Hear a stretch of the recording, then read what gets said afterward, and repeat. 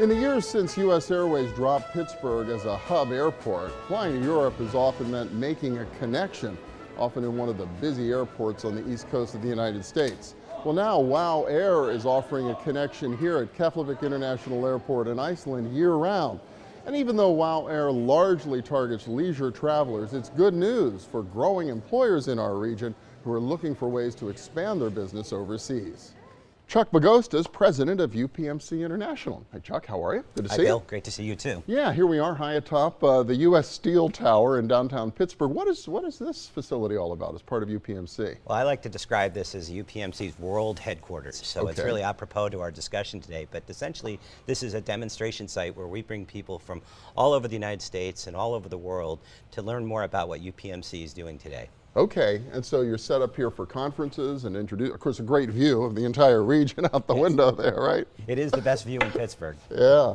Well, tell me a little bit. You talk about the world headquarters here of UPMC. I mean, most folks here are going to think of it as the largest employer in our region in the Commonwealth, but UPMC is increasingly going global. How so? Well, so first of all, the reason we do what we do overseas is because we believe that everybody should have access to high-quality health care as close to home as possible. And that's what we've done here in Western Pennsylvania, in Pittsburgh, and it's what we really would like to do overseas. And today we have the largest footprint of overseas operations of any academic medical center in the United States. Wow, so where are you exactly around the world? So today we have two cancer centers that we're owners and operators of in Ireland. We have a cancer center that we own and operate in Rome, Italy.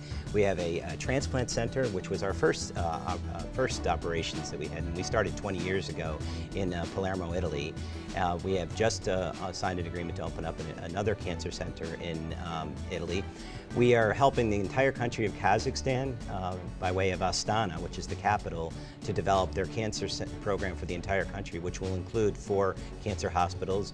We're co-managing a cancer hospital in Colombia, and we're also joint venturing in an operation in Singapore. Wow, pretty remarkable. You started about 20 years ago, which means UPMC took the global plunge right around the time that we started to lose a lot of our nonstop international connections from the airport. Right. It's been one of the biggest challenges for us in terms of both the stress associated with multiple connections, as well as for us, as well as for those that want to come visit us. So it's created some serious challenges, and we're optimistic about where things are going, but our needs are only going to grow, and Pittsburgh continues to be a destination for those overseas that are interested in learning more and improving their quality of healthcare. Yeah, well, and we've got some good news this summer. Obviously, we had Delta for a while. Now we have the Condor service to Frankfurt and WOW through Iceland. So is this a step in the right direction from your perspective? I can give you a specific example. Our ability to get from here to Dublin, which we have substantial operations,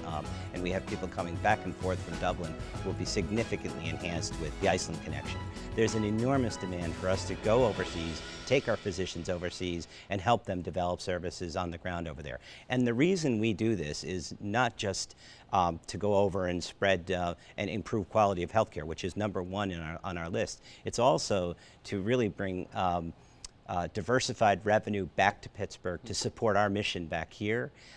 And it's also very, very focused on improving our reputation, both for UPMC and Pittsburgh. As I say, you only get one chance to make a good first impression. And if your impression is a long way to Kennedy Airport and a missed connection, you may have already lost them, right? Absolutely, yes. Yeah. Well, it's exciting. Congratulations. And Chuck Bagosta from UPMC International. Thank you so much. Appreciate it. Thank you, Bill.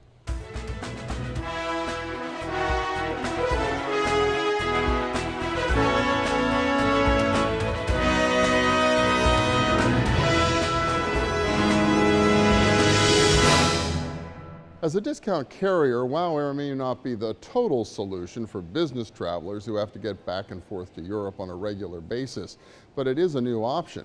And from the standpoint of Pittsburgh International Airport, it bolsters our case for additional investment by airlines and better connectivity for Pittsburgh to the world. Christina Casadas is the president and CEO of Pittsburgh International Airport.